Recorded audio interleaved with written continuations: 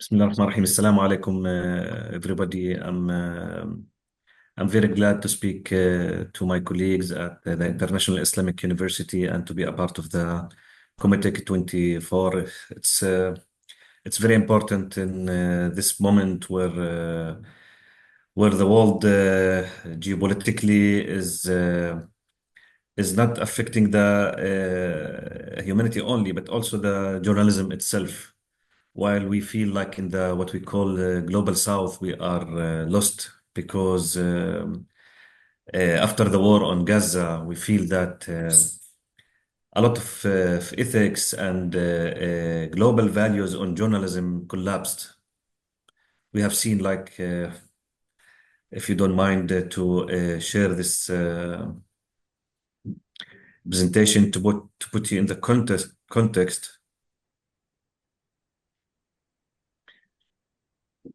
As I'm speaking of today, the Israeli occupation killed 166 Palestinian journalists in Gaza. And most of our colleagues in Gaza that they are feeling that the international community and big media institutions and NGOs, they betrayed the values of journalism in Gaza because they used to teach us about journalist safety and how to protect themselves, but they let our colleagues to be killed in Gaza without any protection or even recognition. Many of our colleagues that, for example, like the CBJ, the Committee to Protect Journalism, is recognizing 111 journalists killed in Gaza because some of them, they are not recognized even as a journalist. And even we don't know their names, their lives. Also, the international community or NGOs or the big schools in media, in the Western media, they taught us how to care about gender sensitivity, but they let our female colleagues in Gaza to be killed without any protection. They taught us about how to fight the fake news and the misinformation, disinformation, but they are themselves practicing disinformation when it comes to the narrative in Palestine or in Gaza. So many colleagues in the global south, in Palestine specifically, they feel that they are disappointed because there are double standards when it comes to the journalists in Gaza in comparison with the Ukraine, for example. So we are not stand up or uphold the international values. It depends on your nationality or your race or your religion or your background. So I think now we are the whole journalism in the world is in trouble because we are losing the integrity and the credibility after what's happening in Gaza. And I'll walk you, if you allow me, I will walk you in like a bigger context, started with it from the traditional media to the digital media to understand what's going on in Gaza and how this impact or affect the values and ethics of journalism and the practice as well. I'll just give you a quick insight. Can you imagine, as for 2022, not 2024, on YouTube alone, that 100 hours uploaded per minute? That's only on YouTube. And it is if you count it, it will become like 720,000 hours per day. This equal 82 years of videos uploaded on YouTube every day. Can you imagine? Like more than our in one day is equaling almost a century, only in one day in YouTube. And just imagine the flood of information is coming from a one side of the world, and how is the media is fragmented, distracting us. At what kind of content is uploaded on YouTube, and who is controlling the narrative? I'll go back to 2015. I will imagine that myself in a bubble, and this bubble in that time, let's say 10 years from now, it was controlled by like traditional media. You can see here Washington Post, Netflix, Huffington Post, etc. beside like Amazon, Yahoo, Google, etc. So you are receiving a lot of information and you think you are exposed to all kind of information, but actually, I think like myself, I live in a bubble that I'm controlled by a flood of information is coming from the major or a key media outlet or digital platform. That was in 2015. What about 2024? I give you an example for Google in 2022, and this is not official information because Google is not leaking this kind of information, but from what we understanding from media behaviors, we imagining that how many videos is uploaded per minute and per second and per hour and per day, etc. So by today, where do we exist in this bubble? Are we really exposed to a free flow of information? Is it really free atmosphere? Now, if you look to this slide, you can see that the major news outlets or media outlet or TV network like New York Times, Washington Post, The Guardian, Independent, BBC, ABC News, CNN, Deutsche Welle, Le Monde, Wall Street Journal, or France 24 or 24. And those people like they shaped our knowledge and they are controlling the flow of information when it comes to the traditional media because they are the major sources of news. If you go to the news wires that they are providing the TV channels, newspaper, digital platforms, you have the France Press, you have the AP, Associated Press in the United States, AFP in France, Reuters in the UK, DBA in Germany, Bloomberg for financial news from the United States. The same as the traditional media, TV channels and newspapers, we have the news wires. They are also controlling the flood of information. And maybe I take a case of Reuters, for example.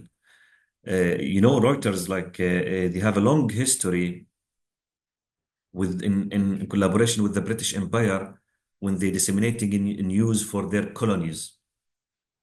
So they were like a kind of secret agreement between Reuters and the British Empire, how they can disseminate and distribute the news and controlling the narrative between the empire and the colonies. To give you like one more insight, which is like shocking, and also I have here the source that you can go to the study.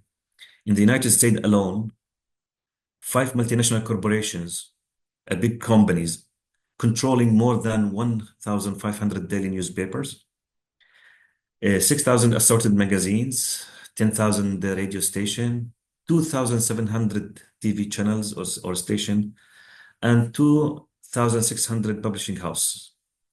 You can imagine the concentration of the news outlet that we imagine there is a big diversity in the world and we have variety of media organizations, but all these organizations this is one example concentrated in five multinational corporations, and we can imagine how these media organizations or TV channels or newspapers they are serving the interests of a few businessmen or maybe the policy of United States because they are based there and they are serving their own interest. They care about the relation with the state, not about the public interest as we learned in journalism.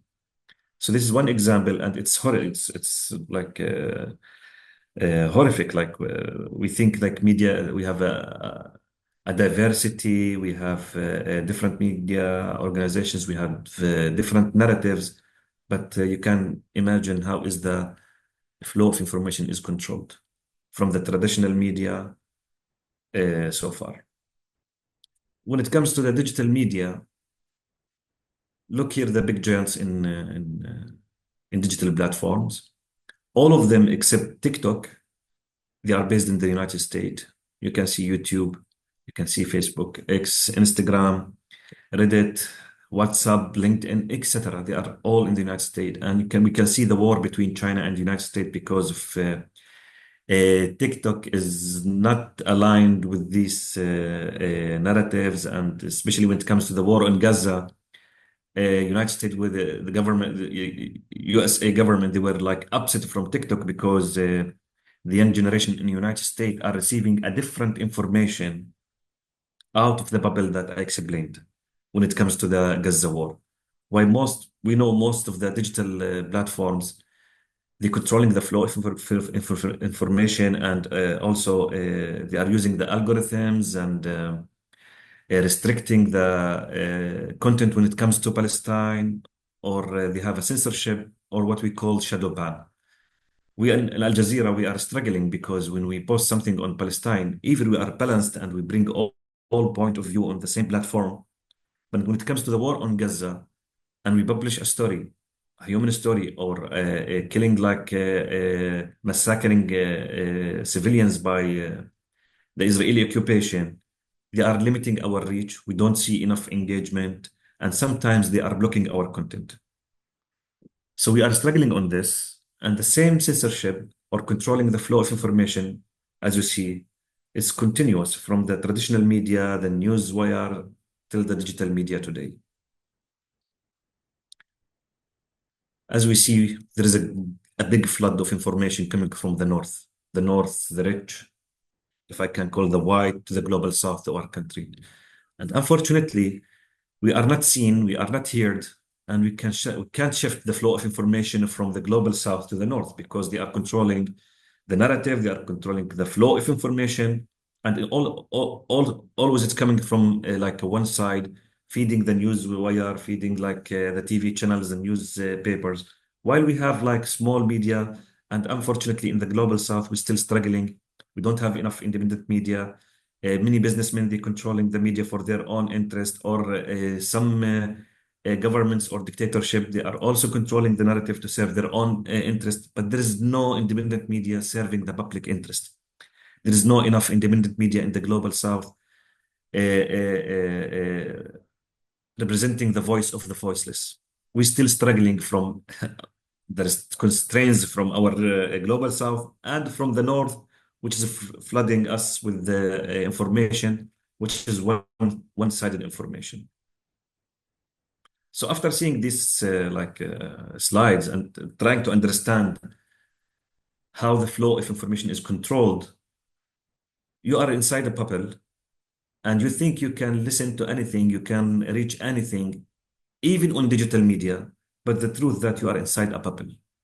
You are receive the information that looks like you, because the digital platforms and the traditional media, they are understanding your consumption behavior, your preferences, your hobbies, and they are collecting a lot of information about you. So you are living in a bubble and you are not exposed to independent media or alternative media. Even Al Jazeera now, we are struggling because we are trying to cover the war on Gaza, the war on Lebanon, but it's not seen or heard enough in the Western countries because the mainstream media controlling the narrative. And unfortunately, they are more biased to the Israeli occupation, as we will see here. So what Al Jazeera is trying to do is to take the people out of this bubble when it comes to the digital news or traditional media. We need to take people out of this bubble to hear us and to hear the others, but not to be like a captive inside a sphere that they think they can reach everything, they can know about everything. The truth, it's not. Let me give you here some examples from the covering the war on Gaza, and to see how is the mainstream media and the digital media is controlling the truth and defining the truth as they want, and they biased for a one side of the story. Here you can see from the BBC, it says shock and horror at a scene of Gaza blast. And then they are explaining at least 16 people have been killed an airstrike on a school in Gaza Strip. What you can see from this headline, that there is no mention for the killer, is absent. It's a passive. They don't see an Israeli strike killed 16 people in Palestine or in a school. as this like the blast came from the space or from nowhere, and nobody is in charge of this blast. There is no cause. So from where came the blast? Who launched the missile? From where came the strike? There is no mention for the Israeli occupation. This is the BBC. Let's see another example. These two stories, one about Gaza and one about Ukraine. On the right side, airstrike on Gaza school kills at least 15 people. When it comes to Russia, Ukraine, five killed by Russian strike in a central Ukraine. Oh. Sorry. And the irony is that there is 3 days apart between the two bombing or two attacks. When it comes to Gaza, there is no mention for the Israeli occupation. It's absent. No attack name or the killer. While in when it comes to Russia, Ukraine war, it's obvious. They have to mention that Russian killed Ukrainian people. And you can see here the double standards between the same media organization and only 3 days apart. Let's see The Guardian, which I think like more care about the global south, or they are more like leftist. IDF says, Israeli Defense Force says it has entered Gaza Al-Shifa hospital in targeted operation against Hamas. This in Gaza. Let's go to Ukraine. No words for this horror over Russian bombing of Kiev Children's Hospital. How sad is the difference between the two stories? That there is like a discrimination between the human being is not the same human being when it comes to Gaza and when it comes to the Ukraine war. And the problem is this in this story, not only the double standards. What I can see as a journalist from the Guardian headline on Gaza, it's somehow justifying targeting the civilians. When you say that Israel is targeting Hamas inside the hospital, by the international humanitarian law, you can't target any civil institution, hospital, or school, even if there is a fighters or militant inside these buildings. This by law, it's a war crime. Although the Guardian here, it looks from the story, what Israeli did is justified and accepted. So we have to accept the killing of the civilians. We have to accept targeting the hospitals, and we have to accept targeting of the school. And by this headline, they are removing the protection from the civilians and the kids. When I'm justifying killing the civilians, I'm removing the protection. But by the law, it's a war crime. When you look to the other side of the story, the Ukraine, no word for this. It's emotional. Even it's not a professional. This is not journalism. So you can see how they are how they are using the facts, the emotions when covering the stories between Gaza and Ukraine. Here is another example from the New York Times. Russian strike children's hospital in deadly barrage across Ukraine. It's obvious, Russian strikes. Let's go to Gaza on the right side. Deadly strike hits northern Gaza hospital where many were sheltering. But who killed them? You can see most of the story, no mention for the Israelis. They don't blame the Israelis. They don't mention the facts. When it comes to Ukraine, there is no fact checking. It's obvious. It's clear. It's always we have to blame Russia. But when it comes to Gaza, oh no, we have to have double sources. We have to there is fact checking. We have to make sure that who should the hospital, etc., etc., etc. And the problem they are imposed for us to stick for the rules that they don't apply to them. They give us a model in journalism that we have to follow to check the facts, to have double sources, to verify the news, etc., etc. While they don't. Always the major or Western mainstream media, they are taking the Israeli statements as a facts. They don't even verify it. While when it comes to us, when we are sourcing or quoting the Palestinian resistance or the Lebanese resistance, First, we shouldn't call it resistance, militant or militia, the terminology. And if they have any statement, you have to double check it. You have to check the facts. You have to check the numbers, etc. You have to be skeptical. So they taught us to apply these rules when it comes to the coverage in our region, but they don't apply it. And you can see there is a bunch of these stories. I'll show you some examples also. There is a New Yorker, the esteemed magazine in United States. Gaza is starving. For me, it's a horrible headline. It looks like Gaza is starving because of a natural reason, not because of that the Israeli is committing our crime when they are cutting the water, they are cutting the electricity, they are cutting the food. That's why the Gaza is starving. But they are not mentioning this. When I read this headline, it looks like a natural cause. They have a famine. Maybe this year there is no enough friends in Gaza. Maybe it's because the economy. While it's because of the Israeli occupation. It's a war crime by international humanitarian law to stop the water or the food or the electricity or etc., any services or any essential like assistance to the to Gaza. While we know Gaza now, people in the north they are really starving because Israeli they are stopping any international aid to enter Gaza till today. And here's the CNN. Children are dying of starving in their parents' arms as a famine spread through Gaza. Who made it? Who caused the famine? Why those kids are dying? Here from New York Times, Associated Press, Reuters, CNN, all of them. The same reason. There is no single one is pointing to Israel when it comes to the famine in Gaza or why people are starving, about starvation. You can see all these stories at the same time.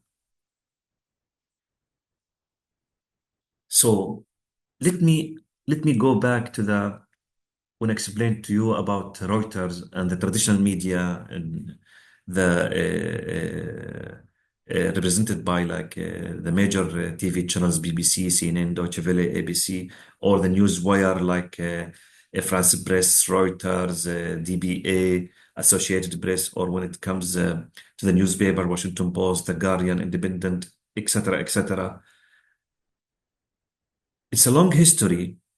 And if you remember the Reuters case study, when they started like early in lately in 19th century and in the early 20th century, they have an agreement with the British Empire that we can now understand that this bias is not exceptional after the Gaza war. It's old and constructional bias. It's built within the system in the Western media.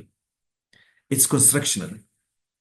So it's not, we are not surprised after the Gaza war, but we were shocked like how it's obvious in this time. But it's a long history. And we can see as in the global South communities, in the Muslim communities, the Arab communities, we are suffering from the Islamophobia, from the stereotype, how the Western media is projecting the global South. It's started from the Orientalism in the studies and the literature, ending up into the cinema and media as well. So it's constructional and built inside the system, which really sad. Why those big media organization they established the rule of journalism, integrity, independency, accuracy, and all of this is gone when it comes to the war of Gaza or when it comes to the coverage in our regions. It is controlling the flow of information from the traditional media to the digital media because of the algorithms. I call it disinformation. It's not misinformation, it is a disinformation, and it's done by on purpose. I learned in journalism that one of the major responsibilities of media and journalism is to question the centers of powers and the authorities, to monitor them for the public interest. But unfortunately, today we have to question the media itself because I think in the Gaza war and what's happening now, It's not only double standards, it's a disinformation. All the examples we have seen in the Western media, it's somebody will say it's a selective. You should have a methodology. Yes, there is a bunch of them. Ministers conducted on how the Western media are biased when it comes to Palestine and Gaza. And even if it's a single examples, it's horrible because sometimes bad journalism kills people. And this is what are we seeing in Gaza? Justifying killing of people, of civilians, of kids. I was discussing with my colleagues that killing kids is becoming a point of view. I have to bring the other side to justify killing the kids. That's how the Western model of journalism taught us. That's how we are educated. So I think today we have to question the media, the Western media, because what they have done, and it's important for us in this time to question this Western model in media and to think about who we are, what's our model in journalism, what is the ethics, what are the practices. If this all global values doesn't apply to us, it just apply to a certain people. It's not a global value. What about our model? What about our value? Why are not engaged in this conversation or discussion when it comes to the practices and ethics? I think in all single university, in the global south, in the Arab or Muslim world, we are translating our content in journalism.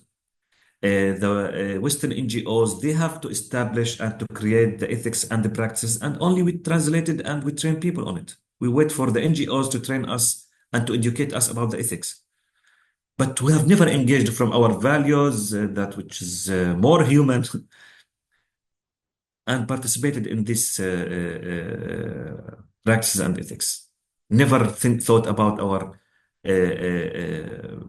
model in journalism, and we are unfortunately surrounded and captive by the Western model, which has failed our colleagues in Gaza and our colleagues all around the world because we don't feel we are equal when it comes to covering Palestine. If you are in Ukraine, it will be different. To if you are in the United States or the UK or in Germany, is different. We are seeing now in the news how they are censoring the content in Palestine, in Europe, in the United States. So I ask many of my colleagues or families in Western countries, they don't receive enough information about Gaza. It looks like nothing serious happening there, while I think there is a genocide, there is a war crime, and we have to use the right terminology and to call things as it is. So it's like I think now we are journalism in a big crisis now, and we have to think about our model and how to question the Western media who are biased and they are conducting double standards, and to think about what is the model we have to stand for, and what are the global values to stand for. Thank you for you, and this is like a long context. I'm open to your question and the conversation. If you have anything in your mind, and you know, our hearts are broken as a journalist because we have a kind of schizophrenia of being a journalist and a human being when it comes to covering the war in Gaza. And our hearts are broken because we lost many of our colleagues, even Al Jazeera. Recently, Ismail Al-Ghul in Gaza, before him, Samer Abu Daqqa. Our colleague Wael Al-Dahdoux lost most of his family. Wael Mu'min Al-Sharafi, most of his family, almost he's alone now. So our hearts are broken, and sometimes we feel we are distracted. We can't focus because we are not the same human being in the north or in the south, in the west or in the west, unfortunately. So thank you again, and I'm very open to your questions if you have any question.